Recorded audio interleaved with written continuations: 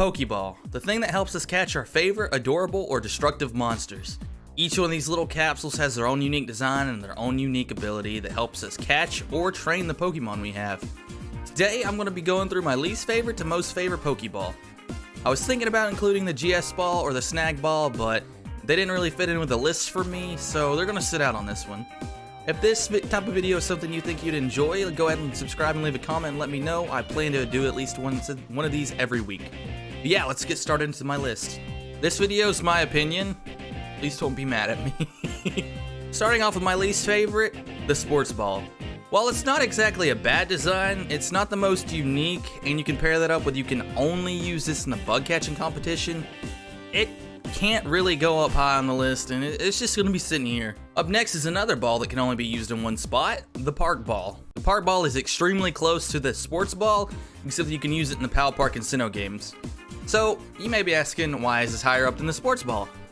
Well, it's because the Park Ball looks a lot better. The full Sin with the yellow top looks way better than the green. Surprise, surprise, for the next spot, it's a ball that can only be used in one spot, the Dream Ball. These balls can only be obtained when you get a Pokemon from the Dream World in the Black and White games. The design of the ball is the most unique so far. It's like a light pink Pokeball with a pink and purple paint smeared on the top and bottom. It's a little disorganized, but still really unique and better than the other two. We're gonna be moving on to the Heal Ball. I don't hate the Heal Ball, but something about it makes me uneasy. The design on the front is weird, but it's pink, and I do like that. The best thing about the Heal Ball is that it completely heals up the Pokemon that you catch after you caught it if it goes to your party. This helped me on more than a few occasions than I thought it would, and this is a really smart idea for a Pokeball. Next up is the Moon Ball. This is kind of the opposite of how the Heal Ball was. I don't particularly like the ability, which is a ball that makes it easier to catch Pokemon who evolve with Moonstones. However, the Moon Ball design is so freaking awesome. It has a zigzag blue and black pattern with a moon on top of it. If it wasn't for its ability, it'd be way higher up. The Great Ball is next. Now, I know y'all were wondering why this is lower on the list than the Pokeball, but its ability is just slightly better than the regular Pokeball, and the design isn't as great in my eyes. The blue and red really just don't go together. Number next is the Premier Ball. It's a fully white Pokeball with a red stripe. This is one of the cleanest looking balls out there, and that does not sound right. Its ability isn't anything special, it's just a Pokeball but with a different design. We're moving on to a more special ball, the Heavy Ball. This Pokeball makes it easier to catch some heftier Pokemon. This one's funny looking. It's a gray Pokeball with some It's a gray Pokeball with blue embroidering on the top.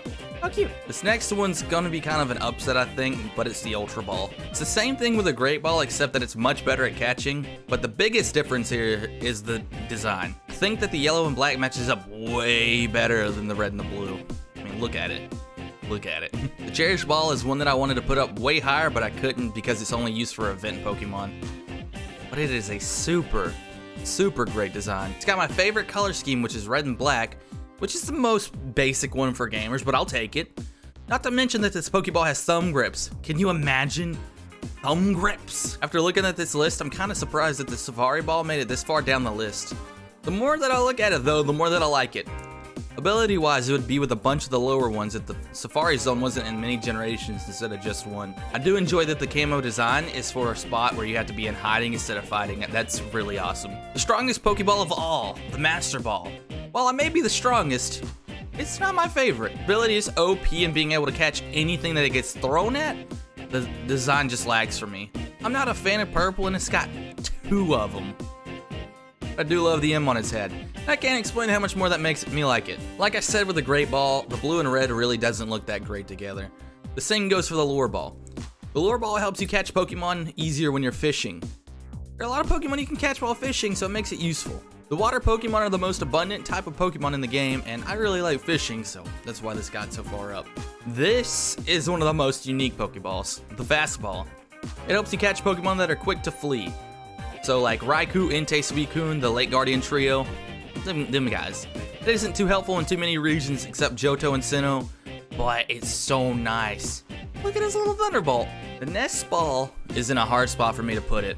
I want to put it higher, but I can't honestly place it higher for its ability. It makes it easier to catch lower level Pokemon in the wild, which is so half and half on being a good ability. The design is nice though with its little Christmas stripes. Look at them, festive. It's the original time. That's right, the Pokeball made it this far on the list. Really like it. Red is my favorite color, so I may be a little biased on it. As you know, the ability isn't anything too fancy, but it's a real nostalgia boner of a ball, so it'd be really hard for me to put it any lower. Nostalgia boner of a ball. Why did I write that? I keep forgetting about the dive ball, but every time that I see it, I instantly fall back in love with it. It works better on Pokemon that are underwater, which isn't helpful for too many regions, but that design. Look at how the blue and white mix, oh my lord. We're gonna move on to the next level with the level ball. I'm sorry, I'm gonna try not to do that again, but no promises. The level ball makes it to where you have a better chance to catch a Pokemon, the higher the difference between your Pokemon and the wild Pokemon's level. I don't think I said that right, but I'm not trying again. It's also got a pretty sick design and a nice color palette. Next up is the repeat ball. It's the repeat ball. It's the repeat ball. What just happened? The repeat ball makes it easier to catch Pokemon that you've already caught before. It can be real helpful for a lot of shiny hunting methods, along with if you accidentally traded away a Pokemon that you wanted to keep, but you know, he's no longer with you. Rest in peace, Jerry? It took long enough for the timer ball to come by. The timer ball has a wonky design, but it's kind of cute in a weird way. In such a weird way. The little fins on the top are the cute, weird part.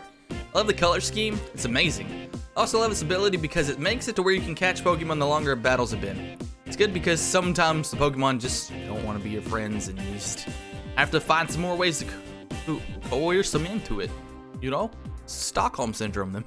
Now we're into the top 5. These are the big boys. Number 5 is the net ball. The ball is like a lure ball, but way better. You get a better chance of catching water and buggy. This is a huge majority of the Pokemon, and it looks so slick. The blue ball with the black stripes is just it. Number 4 is the Beast Ball. It makes it easier to catch Ultra Beast, but it makes it harder to catch any other Pokemon. This is one of the best designs. Actually, you know what? This is the best design. Its ability brought it down to number 4. Number 3 is the Quick Ball. The Quick Ball is the best ball to use during the first turn of battle. It would be the most used ball of mine, except for number 1. Its color scheme isn't something that I thought I would like together, but it actually is really good. And it also reminds me of MNJTV, and he seems like a really cool guy. So, go Michael and Grunty Boy. Number 2 is the Luxury Ball. The Luxury Ball makes it to where the Pokemon you catch get friendlier with you quickly. This helped me so many times, especially with Golbats for some reason. I don't know, apparently I just have a hard time making friends with Crobats, but with the design though, that is super clean. And it makes me feel rich when I toss one out, I'm not gonna lie. Y'all know that the number 1 is the Dusk Ball. I normally have to play at night, which is where the Dusk Ball shines at. Also, it works better in dark places and caves, which there are plenty of them in the games. I've had to throw so many of them that I'm pretty sure that my in-game trainer has an imprint of the Dusk Ball's layout in its hand. And it looks like a moon ball with a little bit of red. It's so amazing, and it really reflects how the ball gets to be used. Well, that was my list of least favorite to most favorite Pokeballs. I really hope you enjoyed them, and if you did, make sure to leave a like and subscribe. You could also leave a comment about your list and what you think's wrong with mine. Anyways, I'll see you in the next video. Goodbye.